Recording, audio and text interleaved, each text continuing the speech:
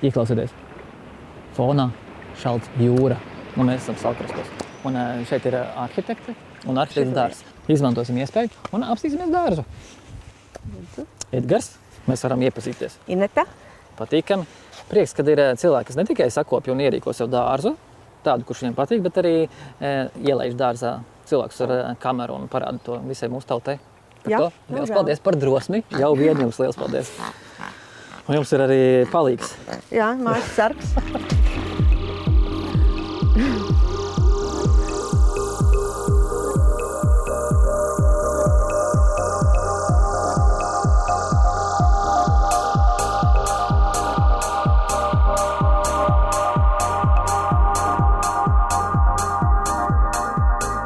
Jūs augiem iedodat savu formu, nevis to, kuru augi paši sev ir ģenētiski mantojuši.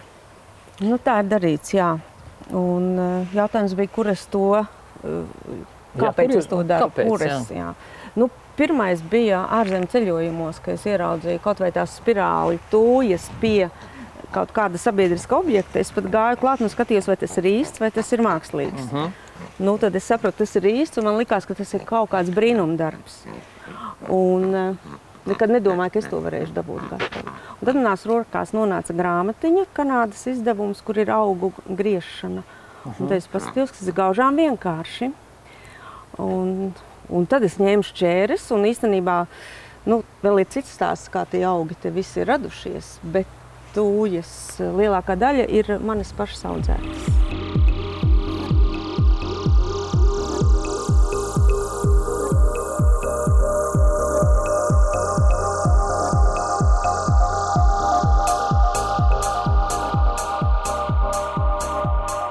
Baltezerā ir viss sākums. Tur es nopirku pirmās 10 tūjas par vienu, laikam, rubli vai latu gabalā, neatceros, bet lēti bija. Jā, un man liekas, ka tās ir tās, kas tur ir tagad no apakšas izcirtas.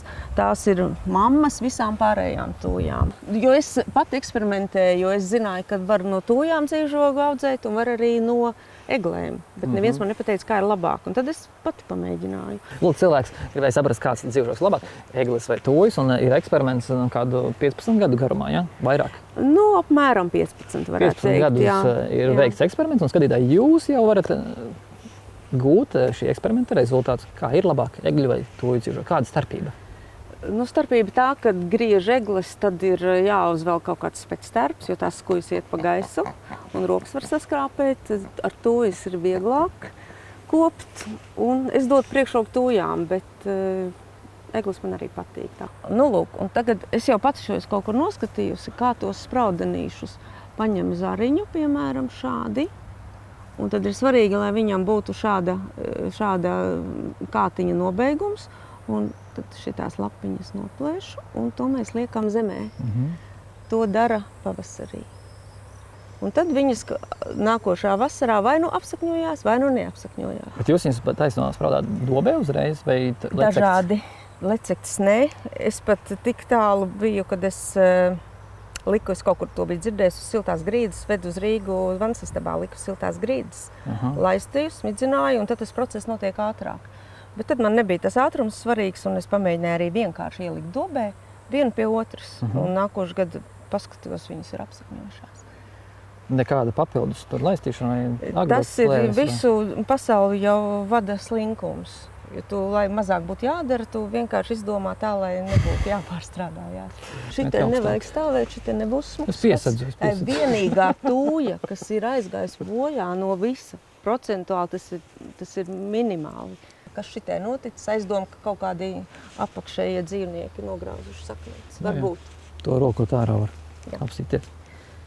Skatītāji, tad no maza zariņa izauga super un tik audzlīgi šogad pasieties skatītāji jau pusmetrs. Tas ir jau, un būs vēl noteikti. Turpina augt, un cik tad gadi viņām ir? Es tā skatos, stumbrs jau tāds 6 centimetri.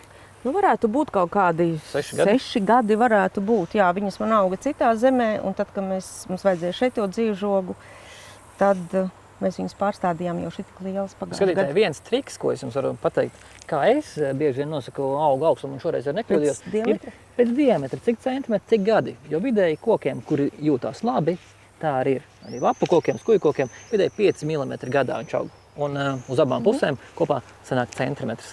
Un tad es vēl pamēģināju, kā ir ar spraudenīti un kā ir ar sēklu. Un šitas, kamēr iesakņojās, tikmēr tā sēkla jau ir uzdīgusi un ir kaut kādi 2 gadi, ka viņi sasniedz vienādu izmēru. Tikai ar spraudenīti es saņemu šo stādu, kādu es esmu izaudzējusi vai Baltezerā nopirkusi, bet no sēkliņas man ir visādi brīnumi, kur rezultāts ir akmens dārzā.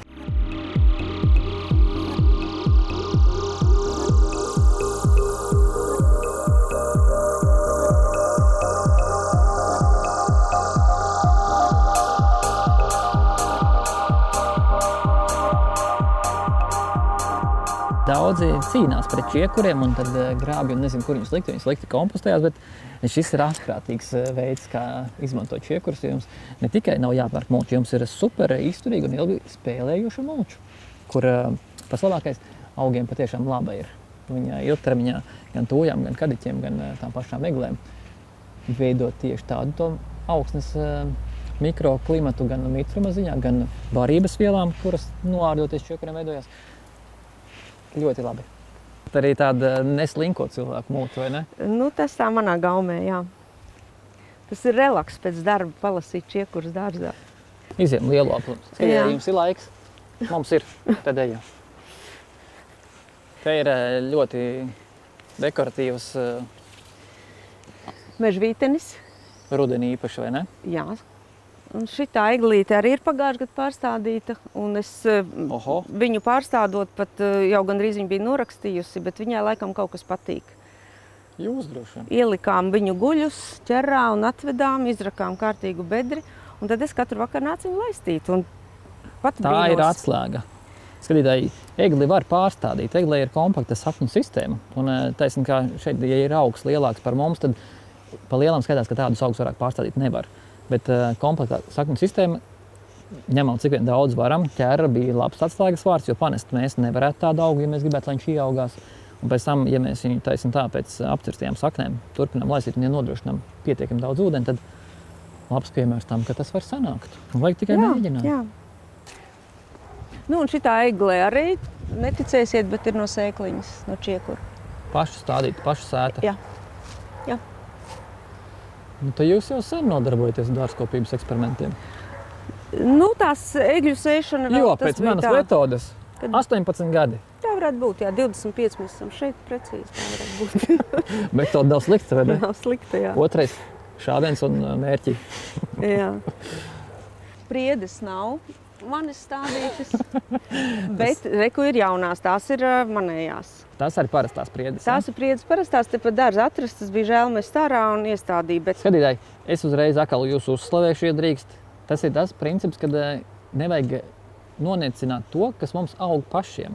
Jo parastā mūsu pašu priede, atvainojiet visi pavairotāji, reto priežu pavairotāji, mūsu pašu skaistā priede ar oranžo posmu, kurš mums ir tāds, kāds nav nevienai citai priedei, ar skuju krāsu un galvenais ar to, ka viņi pie mums patiešām labi aug, ir tā vērta, lai mēs viņus stādītu arī savos dārzos. Un īpaši tādās mežonīgajās daļās. Šitai vēl viena eglīte no sēklas, bet šito mēs tagad plānojam, kādā veidā viņi varētu noīsināt no augšas, jo drusku tā kā pa lielu. Šo eglīti var noīsināt pa kādiem 2 metriem, nekaitējot nopietni kokam. Jā. Un arī zārus var noīsināt, bet tas ir tāds... To jūs pēc tam manam vīram pastāstīsiet. Viņš visu laiku domā, kā uzmest to cilpu, kā tur kāpt, kā tur zāģēt un kā viņu dabūt lejā. Eglē labā lieta, viņi tā kā trepes. Vajag tikai... Kāpt pa viņu, jā. Jā, kāpt pa viņu. Bet, nu jā, vajag drusīt viņu piesieties klāt, lai... Nu, te atkal mēs redzam tūju dzīvžogu, kas ir no bērniņiem. Un te var redzēt apmēram 3 gadīgus no spraudenīšiem. Tās ir tās olu formas tūjas. Gatavi stādiņi diezgan daudz. Un gandrīz tik, cik ieliku spraudenīšus, visi apsakņojās. Bez lecektīm? Nu, bez stimulātoriem? Bez viena ķīmīte nav. Tāpēc jau gurķi neaug. Viņi nedabū ķīmiju, nedabū kūtsmēslus. Viņi nabadzīgi. Bet tūjas aug? Tūjas aug, jā. Tūjas aug. Es redzu problēmu. Tūjas turpina augt, jums ir instinkts, ka viņus vajag pavairot, kur tālāk būs perimetrs sastādīts? Nē, vairs nav, tas viss ir nostipēts. Noiets, Jā. jādāvina. Tas Visi ir draugi atdāvināts, ir atdāvināts jau ļoti daudz. Radi draugi arī būs apstādīti? Jā. Jā. Forši dāvana, man patiktu. Jā. Pašaudzēts augs uzdāvināt. Apgādā. Jā, un tad par dzīvžogiem droši vien, to jums arī citi stāstījuši, kad ir, manuprāt, ir pareizi atkāpties no kaimiņu robežas, tad to dzīvžogu var labi kopt. Un tas, kas notiek skatītāji no šīs puses, ja dzīvžogs ir parasti iestādīts tā kā 90 un vairāk procentiem cilvēku ir piestādot viņu te klāt, tad šeit aug zari un šis cilvēks nevar saprast, vai viņš drīkst griezt, jo tie nav viņa augi, šis cilvēks nevar saprast, kā es varu nogriezt, tad jāiet pie kaimiņa. Un ir tāds bardeks, kurš 10-20 gadu laikā rezultējās ar nekoptu šķidru dzīvžogu.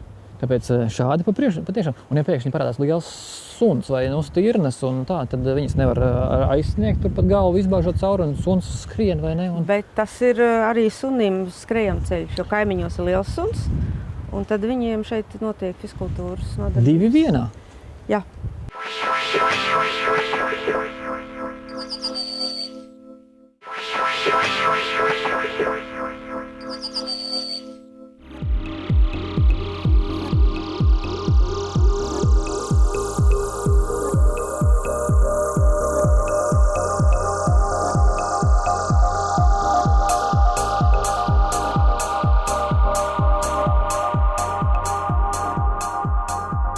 Skatītāji, ja jūs gribat interesantu dzīvi, varbūt jums jākļūst par dārznieku vai vismaz par dārza īpašnieku, lai jūs varētu katru dienu kaut ko jaunu piedzīvot, radīt, veidot, griezt, mēģināt, eksperimentēt. Jā. Palika dzīve interesantāk, kopš jums ir dārzs. Nu, īstenībā tā ir lieta. Dārzs, tā ir mana arhitektūra, jā. Vai ne tas, ko nevar realizēt arhitektūrā, dārzā ir daudz vairāk tādas lietas, ko arhitektūra nepiedāvā? Pirmkārt, tāpēc, ka tas ir mans, es pati zinu, ko es gribu. Un es pats zinu, ko es no sevis varu dabūt ārā, cik es varu dabūt gatavu. Bet paliek pārsteiguma efekts vienmēr. Pārsteiguma efekts pēc katras ziemas ir, kad ir vairāk sniega un es neesmu notīrījis, tad kāds zars noliecās, nolūs, viņam uzreiz cita forma. Jā, nosalst, kaut kā visu dārs paliek savādāks.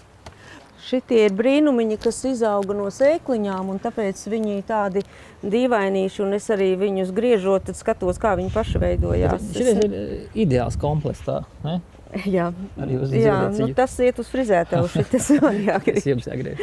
Jā. Tad šitie ir bērniņi. Šitie visi ir bērniņi, un par šito ir interesants stāsts. Pirms nedēļas tā bija liela bumba, kur te bija pāri apaļi, un šeit bija kaut kā no smaguma tie zari izliekušies. Un tad es paskatījos, kas tur apakšā ir, tur smuki kātiņi. Es vienkārši tā nežēlīgi nogriezu ļoti daudz nost, un tā ir pilnīgi cita forma. Jo bija līdzīgs kaut kas tā kā tur, vai ne? Jā, un tā, starp citu, tā ir mamma tiem 60 mazulīšiem, kuri ir apaļi, viņi bija četrkantīgi tādi. Tādi apaļi palika, jo es viņus pārstāju griezt. Starp viņiem bija kaut kur šitāda atstarpīte, un tad viņš tādu veidoja rūtotu laukumu simetrisku. Atkal tas jūt, ka nevis tāda tradicionāla dārzkopība, bet te ir arhitekta piegājiens.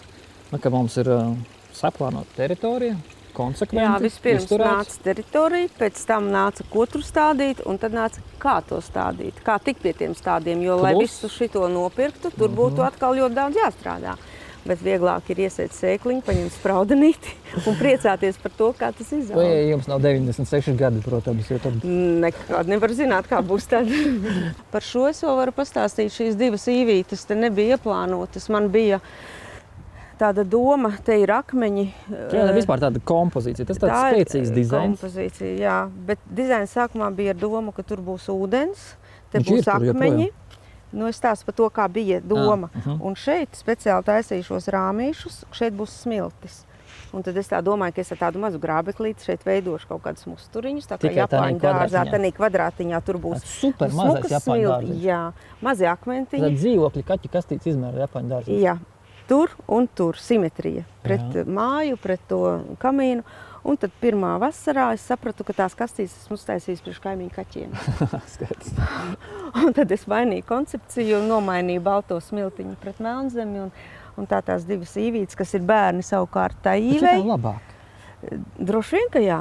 Telpis pie tā un tas zaļais un pie tā ūdens un tāds un akmeņiem. Lūk, arī skaņa dārzā. Jā. Strūklaka, tas ir sarežģīti, jo reti kuram latvietim dārzā ir strūklaka. Nu šeit ir pievadīta tikai elektrība. Ūdeni mēs ar šļūteni vai spanīti ielējam, viņš pats cirkulē.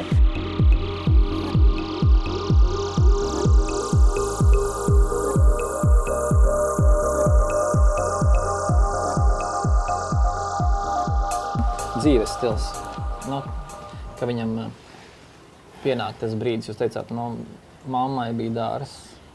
Maziņš dārziņš, 600 kvadrātmetri, jā. Un tādā brīdī tā dārzkopība nelikās pārāk saistoša? Nē.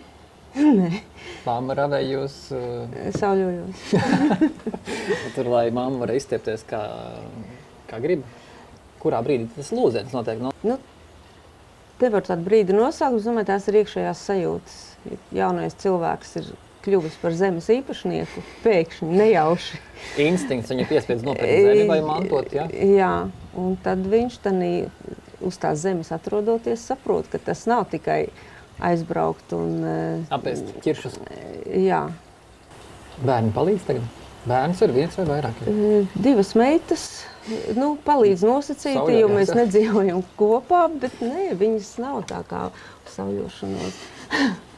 Bet kādreiz nopļauju vai tā, bet man tas dārs, kā viņš saka, ir tik sarežģīts, ka īsti tā no malas ienākot, īsti nezinu, ko palīdzēt. Cik jums tagad vajag kopšanai nedēļā stundas, teiksim?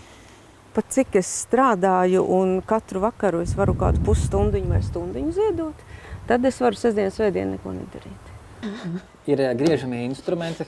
Skatos, šīs ir knājiebles ar laktiņu skatītāji. Ja mēs zinām, ka šķēres iedalās divos veidos, šeit saimniecei Inetē ir divas šķēres ar laktiņu. Tās ir, ja mēs griežam tur rozes un tā tālāk, principā nav labi zariem tādiem kā augļkokiem griezt ar laktiņu. Ja? Vajadzētu vēl vienu šķēres vīram paprasīt, lai lēnām iegriež. Tās melnās nav tādas? Jā, reku melnās ir.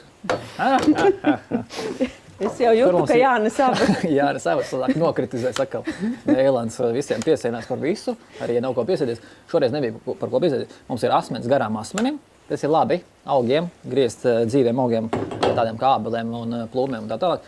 Laktiņi arī var griezt, bet tas vairāk ir, ja mēs griežam rozes, krūmus, mēs saspiežam kambiju, jā, un tā tālāk. Vai arī sasmalcināt zarus, jo tā, ka viņi uz zemes ir. Mēs aiziesim egļu dzīvžogam, kur jūs netiekat klāt. Pamēģināsim izmantot manu 2,5 metru augumu. Tas ir izstiepjot rokas. Un jūs pati griežat ar super instrumentu un nerādīsim, viņš ir smukā krāsā. 3 stundas darbojās akumulators, jā, es tā jūtu. Apmēram, jā. Jūs ar to daudz apgriežat, jums ir lielāks. Jums nav parastās dzīvžogu šķēres un tādas klak. Ir neatnesu, tādas 4. Kādas 4 ir. Skatītāji, lūk, bet es saprotu, pārsvarā viss tiek apgriezts ar vienu kilogramīgu instrumentu bez vada.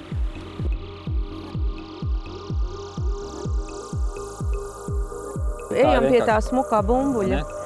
Bet ar to bumbuli ir arī interesanti. Viņš nedod daudz zinumus uz āru, viņš pats tāds aug. Viņam faktiski kaut kādu 1 centimetriņu. Tas ir arī no sēkliņas, tas ir pats izveidojies tāds. Reku ir negriezts, viņi ir līdzīgi. Redziet, viņš pats veido apaļu formu. Un šito te vajadzētu apgriezt, un tad būtu tāds pats efekts, kā tur. No tās, tās lielās resnās mammas. Pie mums ar tiem bukšiem ir tā, ka viņi apdeg un viņi kādam smird, bet tieši šis efekts jums ir izdevies no lodveida tūjas izveidot formu, kas parasti Rietuma Eiropā, Vācijā, Anglijā, Francijā un tā tālāk, ir buksis. Buksis bumbā, skatītāji, ir gandrīz katra sevi cienoša dārznieka dārzā Eiropā. Tāda bumba tik perfekta, kā jums nevienam citam Latvijā nav redzēta vēl. Skatītāji, mēģiniet pārspēt. Lūk, ir negriezta. Jums vajag lodveida tūju. Šī tāpat ir griezta, es domāju, pagājuši šogad nav griezta vienkārši, vai ne? Jā.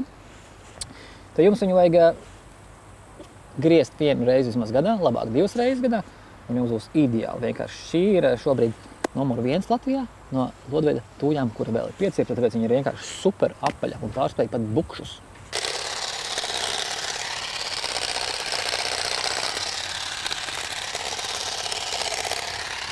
Pa lielam minūte 20. Nākamais. Šitais armijā varētu iet, man tā liekas. 1,5 minūte, 2 minūtes, perfekts griezums, €20, kopā sanāk 60 eiro stundā. Liekas, frizēta var atvērt. Jā. Un skatītāji, katram otrajam no jums, jūs divā sēžat 2, Visdrīzāk vienam no jums arī padosies sajust formu un griezt. Lode ir viena no sarežģītākām formām. Neskatoties to, gandrīz katram otriem 50% no mums sanāk. Griezt formas vajag tikai patrenēties.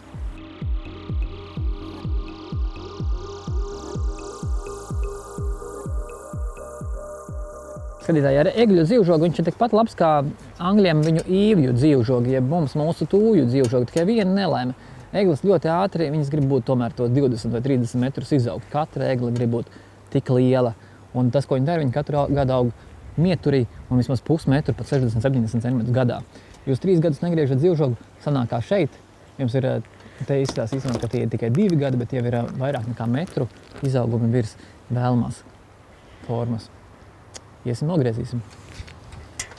Galotnes mēs griežam vislabāk ar garām šķērēm, jo tie ir tikai uz vienu koku 2-3 griezumi. Un pēc tam visus pārējos, jo tad jau ņemam vai nu dzīvžogu šķēres vai elektriskās šķēres, dzīvžogu elektriskās šķēres.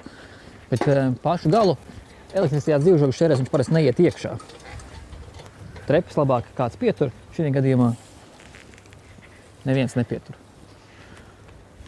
Un dzīvžogu vienmēr griežam drusītiņu augstāk par iepriekšējo vietu, kur mums ir griezts saks, galotnes izmetam ārā. Cak. Un mums ir 3 gadus nav griezta galotne šeit. Arī šīm šķērēm ir netik viegli iekampties. Hop. Galotne nost. Hop. Es paņēmu drusku pārējos arī vēl uzreiz. Principā tos varētu griezt arī ar dzīvžogu šķērēm. Hop. Hop. Šī punkta ir izaudzis šovasar. Tas šobrīd ir jūlijas. Jūlija beigas, tad tas ir maijs, jūnijas. 2,5 mēnešos 70 cm. Pagājuši gadu no šejienes, tas ir aizpagājuši gadu. Tad mēs 3 gadus nogriežam nost. Ja saimnieki teikt, ka viņi pagājuši gadu jau bija nogriezuši galotnes, mēs neticētu. Nebija. Latvijas ciprese, egle parastā. Tad skatītāji augšu, lai mēs nogrieztu līmenī, ļoti labi izmantot taisnas lietas, piemēram, šķēru kāds. Un tad mums ir fonā ēka, kaut kur, kaut vai kaimiņa, jums, vai kas mēs pastamies augstumu. Horizontāli ir, nobraucam lejā un redzam, kurā vietā mums jāgriež. Un tad caks, nost. Vienu punktu iegriežam, pārējos griežam jau pēc tā, vairāk nemērot.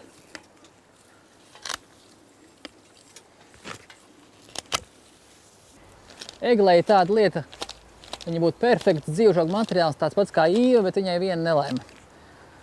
Mēs varam iegriezt 3 gadus apakaļ, kādreiz varbūt 4 gadus apakaļ.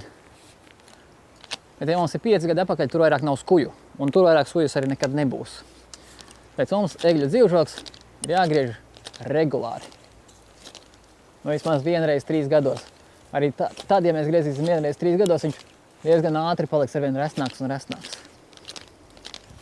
Man patīk tā ielausties svešu cilvēku dārzos un apmierināt savus instinktus.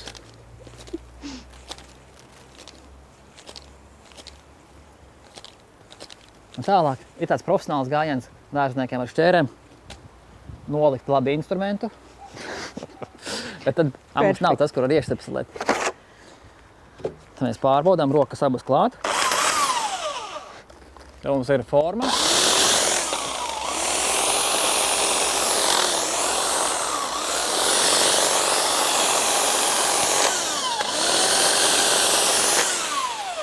Kas tā šķērst atstājis?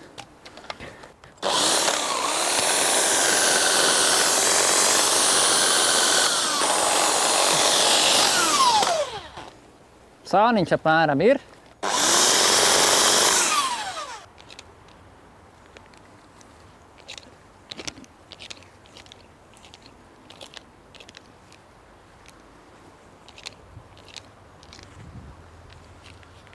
Mēs jau tad ātri varam augšu noiet ar elektrisko. Nu, nevajag. Nu, lai ir taisni.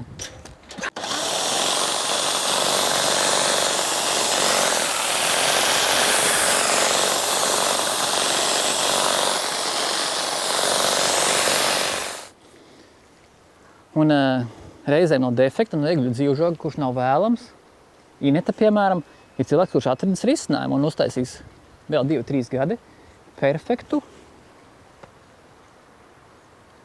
tādu modernu piesitienu Latvijas parastajai eglei, kur būs pacelti 1,50 m, 1,60 m augsts pliki stumbri. Tad būs metriņš, kā tāds šķērslis, klucīts, pacelt dzīvžoks, kurš iedos citu dimensiju dārzam, citus sajūtas. Varbūt netiks izrautas eglītes beigās ārā.